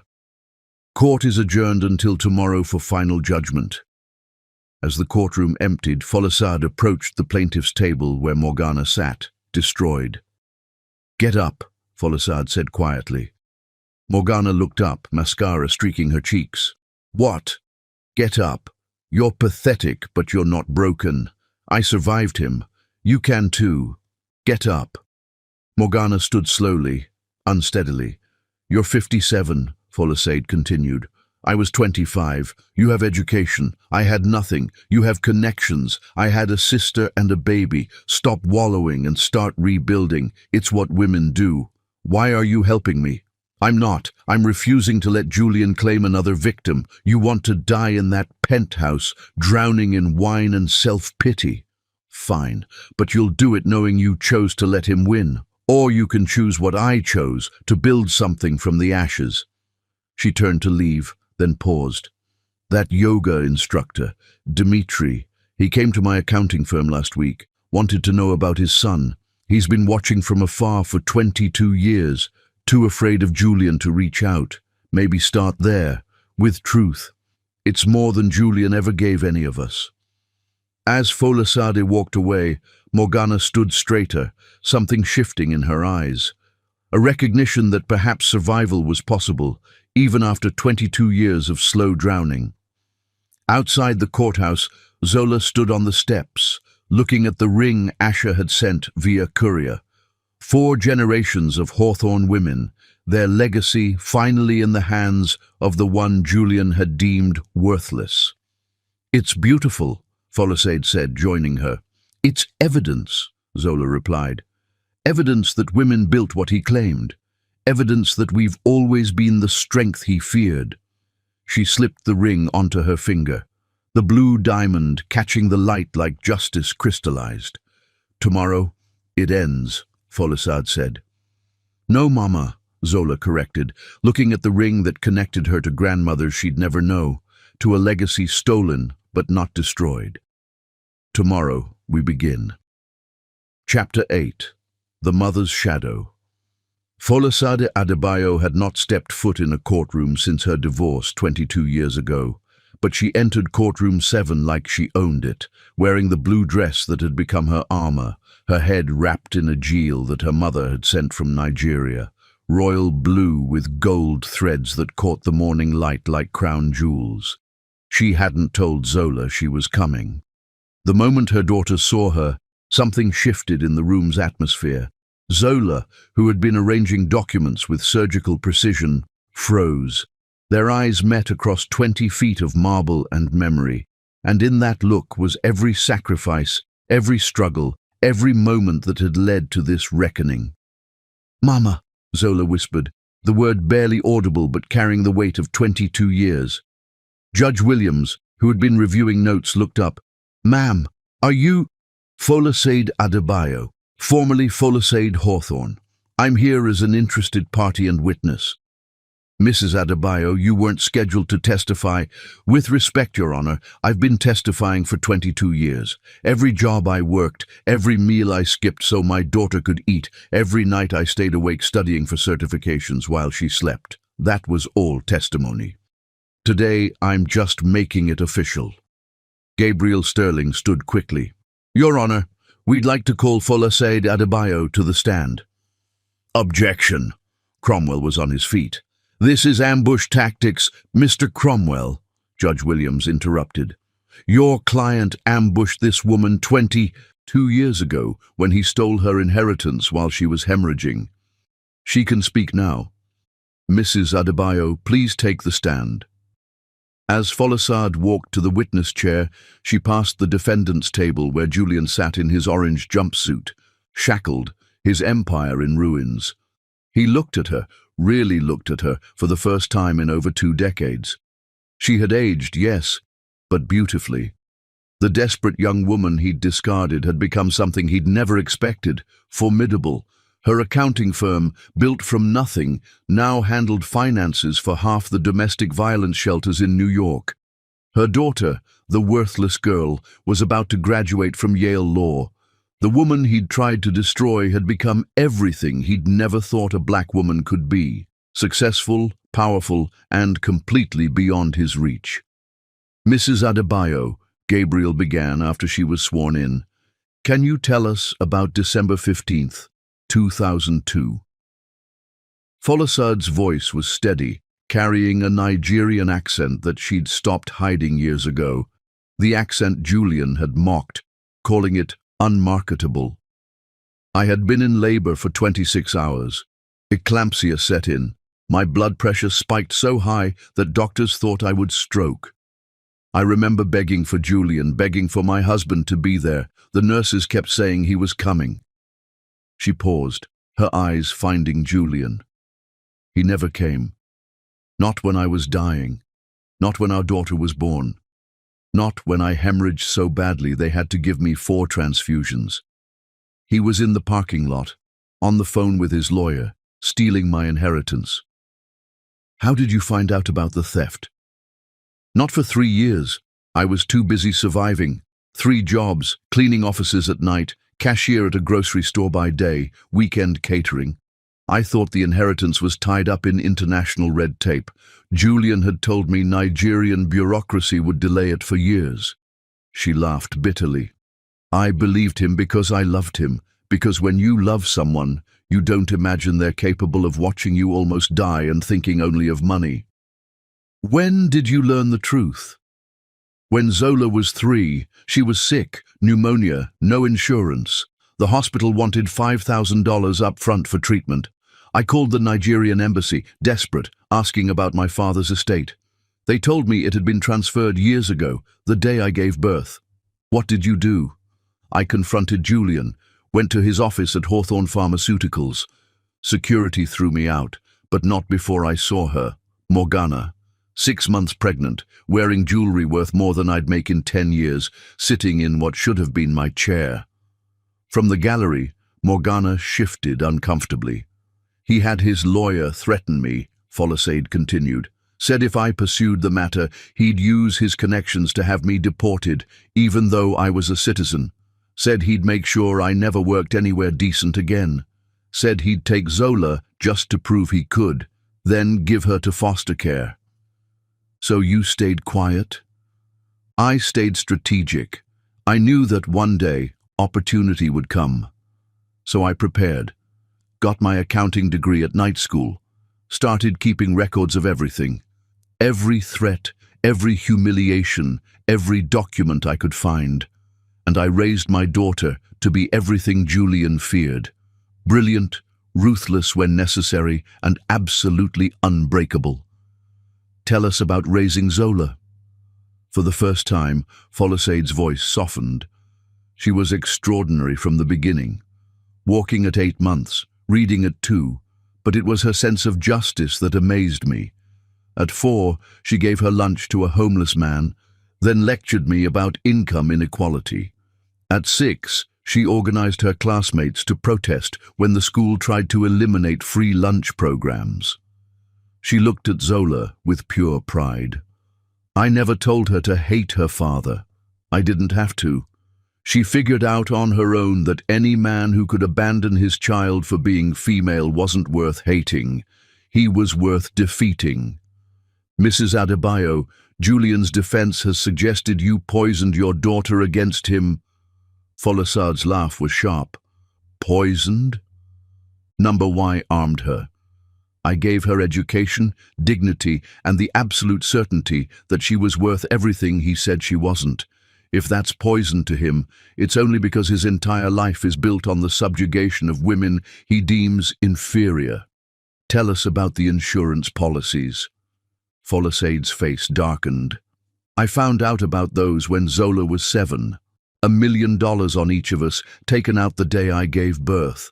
He was betting on us dying. When we survived, he was furious enough to document his disappointment in emails to his lawyer. She pulled out a printed email reading, "The bitch and her spawn survived. So much for easy money. Now I have to do this the hard way." The courtroom stirred with disgust. "Your Honor," Folasade said, looking directly at Judge Williams, "I need to say something about what this man took from me. Not just money, opportunity. My father was Ambassador Adebayo. He had connections throughout Africa, Europe, America. I was supposed to attend Harvard Law. I had been accepted before I met Julian." She turned to face him fully. "You didn't just steal my money, Julian. You stole my future. You stole the law career I'd dreamed of since I was 10. You stole the international human rights work I'd planned. You turned me from a future lawyer into a cleaning woman, and you enjoyed it. I know you enjoyed it because you had me followed, photographed, documented like some kind of trophy. How do you know about the photographs? Your son, Asher, sent them to me, every single one. You in your mansion, looking at pictures of me scrubbing toilets. Did it make you feel powerful? Did it make you feel like a man?" Julian's lawyer whispered urgently in his ear, but Julian pushed him away, his face contorting with rage. "You were nothing," Julian suddenly exploded, standing despite his shackles. "A nobody African with delusions of grandeur. I made you relevant by marrying you. Mr. Hawthorne," Judge Williams banged her gavel, "you will control yourself or be held in contempt." But Folasade smiled, a beautiful, terrible smile. "There it is, the truth. You never saw me as human, just a thing to own, to discard when I produced the wrong genital configuration in our child. But here's what you never understood, Julian. Nigerian women are raised to be warriors. We smile, we accommodate, we survive. But we never forget, and we never forgive." She stood in the witness box, her presence filling the room. "You thought you broke me, but you just taught me how to rebuild from ashes. You thought you destroyed my daughter's future, but you just gave her the hunger to devour yours. You thought you won, Julian, but all you did was plant the seeds of your own destruction in the tears of the women you betrayed."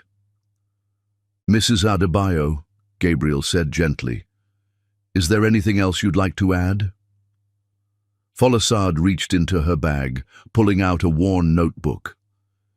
"This is my journal from those years. Every night, no matter how exhausted, I wrote to Zola. Letters for when she was older, for when she would ask why her father left. Would you like to hear one?" Judge Williams nodded. "Please." Folasade opened to a marked page, her voice steady but emotional. "December 15th, 2005, Zola's 3rd birthday. My dear daughter, today you asked why other children have daddies and you don't. I told you that some people aren't capable of love, only ownership. Your father wanted to own a son, not love a daughter. But here's what I need you to know. His absence is not your loss. It's his. Every day he doesn't see your brilliant smile, every milestone he misses, every moment of your extraordinary existence he ignores. That's his poverty, not yours. You are not fatherless. You are father-free. Free to become everything without the weight of his limitations. Free to soar without his gravity pulling you down. Happy birthday, my warrior princess. The world doesn't know it yet, but you're going to change everything." Tears were flowing freely in the gallery. Even Judge Williams wiped her eyes. "One more thing," Folasade said, her voice stronger now. "Julian, you should know that your pharmaceutical empire, the one built on my father's money, it's being investigated by the Nigerian government for illegally exporting minerals that were never yours to sell. They're seeking extradition. Even if you survive American prison, Nigerian prison is waiting, and they have a very different view of men who steal from ambassadors' daughters." Julian's face went white. His lawyers huddled, whispering frantically. "Furthermore," Folasade continued, "every woman you've ever been with has been contacted. The mistresses, the secretaries, the escorts, They're all part of a class action suit for sexual coercion and financial abuse. Turns out you have a pattern of targeting vulnerable women, promising them security, then discarding them when they age out of your preference. 23 women, Julian. 23 women ready to testify. Your Honor, Cromwell stood desperately. This is hearsay. It's fact. Zola stood, holding a thick folder. Filed this morning in federal court. Hawthorne v. 23, Jane Does. They're represented by Gloria Allred. She sends her regards, by the way. The courtroom door opened, and an assistant handed Gabriel a note. He read it, his eyes widening. Your Honor, I've just been informed that the FBI has uncovered additional crimes. Mr. Hawthorne has been running an illegal organ harvesting scheme through his pharmaceutical company, targeting African immigrants. The Nigerian connection wasn't just about minerals, it was about kidneys. The courtroom exploded. Julian lunged forward, held back by guards. Lies, he screamed. This is all lies. Actually, a new voice said from the gallery, it's all true. Everyone turned. Bradley Stevenson stood again, his face grey with shame. I helped set it up. The organ scheme. We targeted people who wouldn't be missed, wouldn't be believed. People like... He looked at Folasade. People like you were supposed to be, Mrs. Adebayo, poor black foreign. Julian called them spare parts for real people. I can't live with it anymore. I'm turning state's evidence. Judge Williams had heard enough. Mr. Hawthorne, you are remanded to federal custody without bail pending additional charges. This divorce proceeding is concluded with summary judgment for the plaintiff. All assets are hereby transferred to a trust for victim restitution. As the guards dragged Julian away, he screamed at Folasade. You planned this! You and that bitch daughter! You planned this for years! Folasade stood tall, regal, untouchable. No, Julian. I didn't plan anything. I just raised a daughter who refused to let injustice stand. I raised a daughter who took the rage you gave her and forged it into a sword. I raised a daughter who became everything you feared, a black woman with power, intelligence, and absolutely no mercy for men who mistake cruelty for strength. As Julian was dragged out, still screaming, Folasade turned to Zola. I'm proud of you, my daughter, not for destroying him, that was inevitable, but for becoming yourself despite him, for turning pain into power, abandonment into achievement. Mother and daughter embraced in the middle of the courtroom, two women who had walked through hell and emerged as queens. Your Honor, Folasade said, turning back to Judge Williams, I have one request. Yes, Mrs. Adebayo? The Hawthorne name. I want it legally stripped from everything. The company, the buildings, the patents, everything built with my father's money should bear his name instead. The Adebayo Foundation, the Adebayo Medical Centers, let African children benefit from what was stolen from Africa. Judge Williams smiled. I'll make it so. As they left the courtroom, Folasade and Zola walked arm in arm, their heads high, their backs straight. Behind them, the Hawthorne empire crumbled, its foundation of theft and cruelty finally exposed. What now, Mama? Zola asked. Now? Now we build something better, something clean, something ours. They stepped into the sunlight, free at last from the shadow of the man who had tried to destroy them, not knowing he was only forging them into something unbreakable. Chapter 9. The Empire Falls. The FBI raid began at 4:47 a.m. across 17 locations. Zola stood in Brennan and Associates' war room, her Yale law diploma still in its bag. She'd walked straight from graduation to orchestrating Julian's destruction. Team Alpha breached the main servers, FBI Special Agent Patricia Chen reported. 23 years of records downloading. Team Beta found organ harvesting documentation, another voice crackled. Photos, medical records. They targeted undocumented immigrants from Nigeria, promising free medical care. Zola's grip tightened on her coffee cup.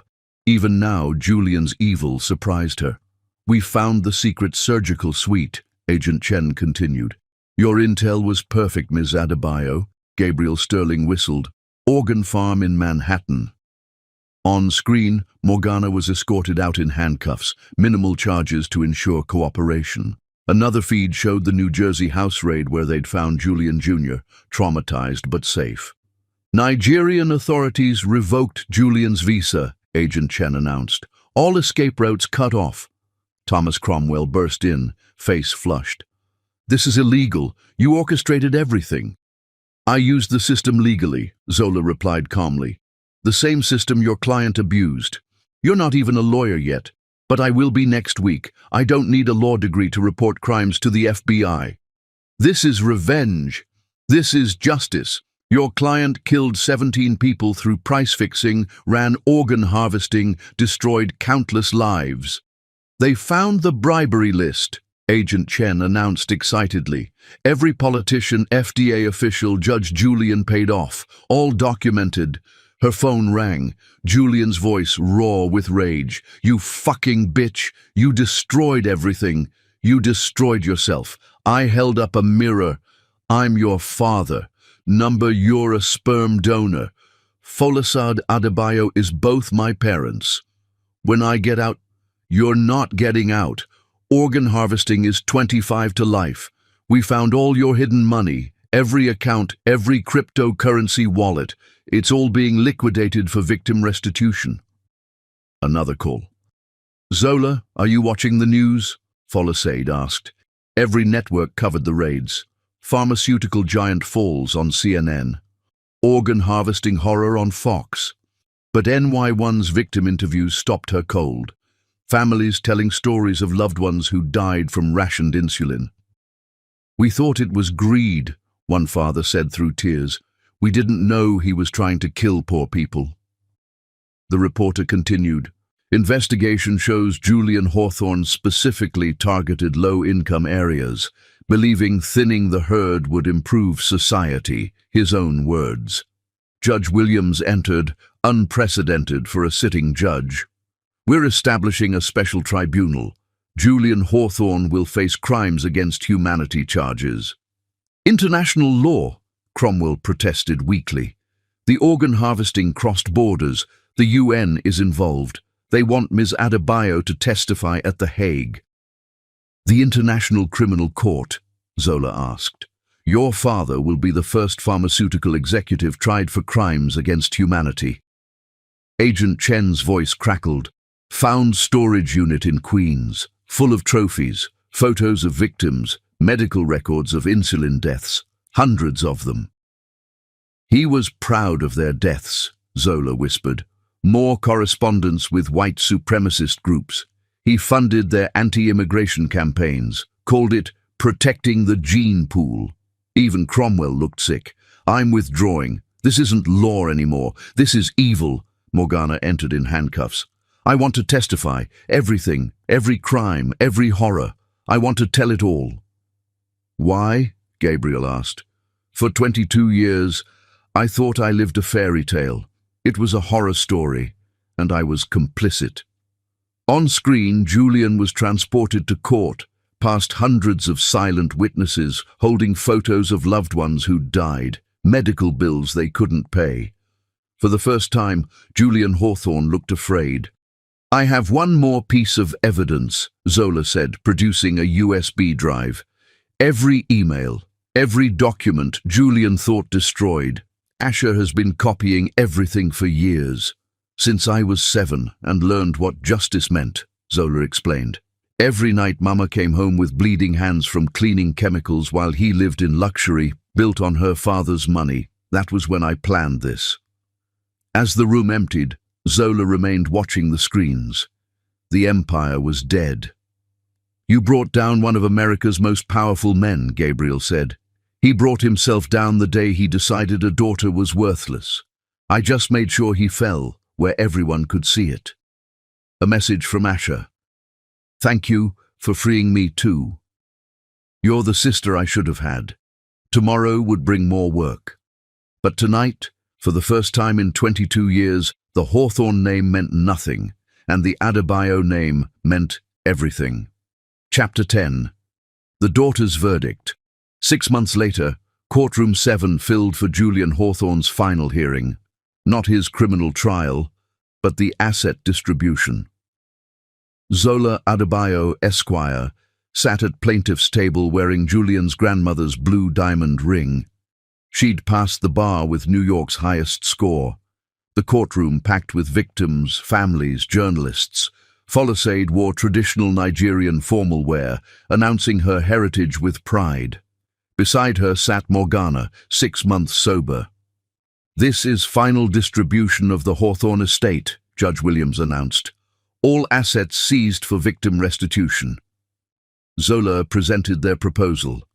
The empire, built on 10 million stolen from my mother, now valued at 2.3 billion after liquidation.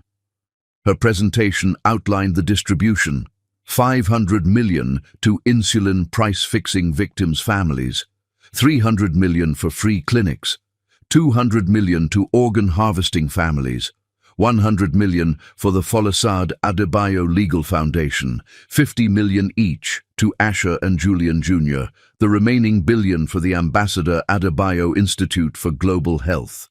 "Your Honor," Julian's voice interrupted. He stood in shackles, barely recognizable after 6 months in federal prison. Grey hair, hollow cheeks, artificial polish stripped away. "I have the right to speak. That's my money." "You have no standing here," Judge Williams replied coldly. "I want to face my daughter." Zola stood, turning toward him. "Speak."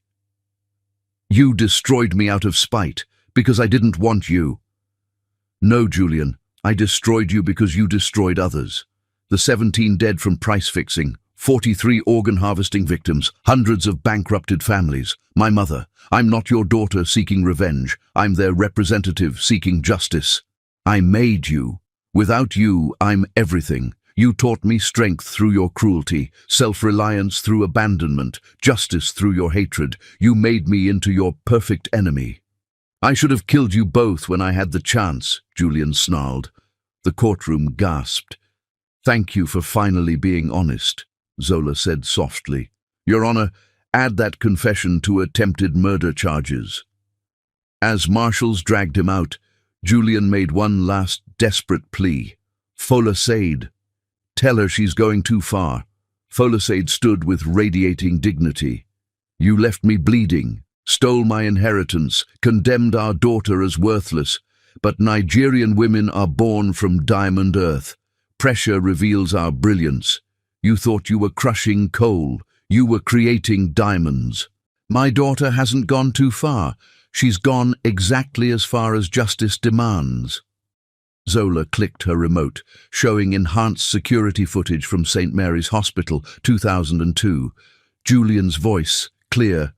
"I don't care if she dies. In fact, it would be easier. The baby too. I've got insurance policies. It's a girl. Worthless. Just make sure the 10 million transfer goes through." A nurse ran to the parking lot.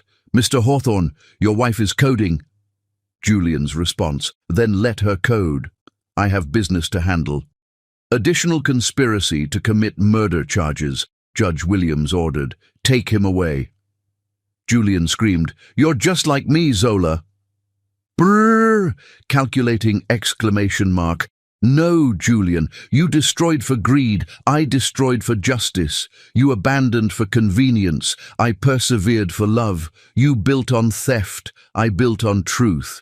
We share only DNA, and I wear it better." The gavel fell. All distributions approved. Outside the courthouse, Zola faced reporters. "Julian Hawthorne was never my father, just a biological contributor. Folasade Adebayo is my father and mother. I'm joining the prosecutor's office, specializing in financial crimes. There are more Julians out there who think wealth makes them untouchable." Asher appeared with his fiancée. "Thank you for showing me family is about choice, not blood." Morgana approached hesitantly. "Would you consider advising my foundation?" Folasade studied her. "Redemption isn't given, it's earned, day by day, choice by choice." That night in Folasade's brownstone, Mother and daughter sat with photo albums of triumph. Zola's graduations, her swearing-in ceremony. "The best revenge," Folasade said, pouring palm wine, "is that he's alive to see it. He knows the worthless daughter brought down his empire." "To justice," Zola said. "To us," Folasade corrected. "To women who refuse to break." In federal prison, Julian sat in solitary confinement. On the wall, scratched words haunted him. "Even the worthless can be warriors." The scales of justice had finally balanced, held by the daughter he'd thrown away, the daughter who'd become everything he'd feared, everything he'd never be. The end. Epilogue, 5 years later. The Adebayo Institute for Global Health had provided free insulin to over 1 million patients worldwide. The Folasade Adebayo Legal Foundation had helped 3,000 women escape abusive relationships with full financial recovery. Zola Adebayo had become the youngest district attorney in New York history, with a perfect prosecution record against financial predators. Julian Hawthorne had died in prison, alone, unmourned, his name a cautionary tale taught in law schools about how justice, though sometimes delayed, is never denied. And somewhere in Brooklyn, in a small frame on a successful businesswoman's desk, sat a photo from a hospital 27 years ago, a mother holding her newborn daughter, both of them survivors before the battle even began. Warriors before the war was declared, victorious before the enemy even knew he had lost.